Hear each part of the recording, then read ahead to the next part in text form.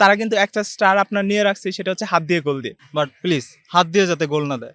এই ব্লেমটা হচ্ছে আপনি ইজিপ্টের সাথে ম্যাচের মধ্যে দেখছেন যে রেফারি ছিল, আবার ফিফা নিয়ে যে একটা বিতর্ক সৃষ্টি হয়েছে।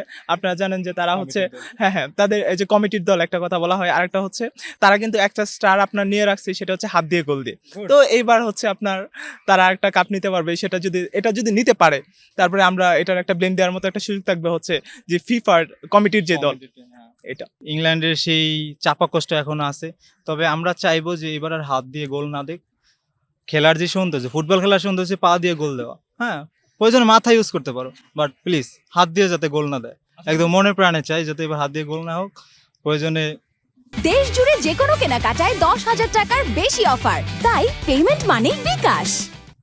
ফেয়ার যেটা খেলা ওটা খেলুক। আর ফিফার বিরুদ্ধে যেই আমাদের অ্যালিগেশনগুলো আছে, অলরেডি তদন্ত হচ্ছে আমি যতদূর নিউজে দেখছি।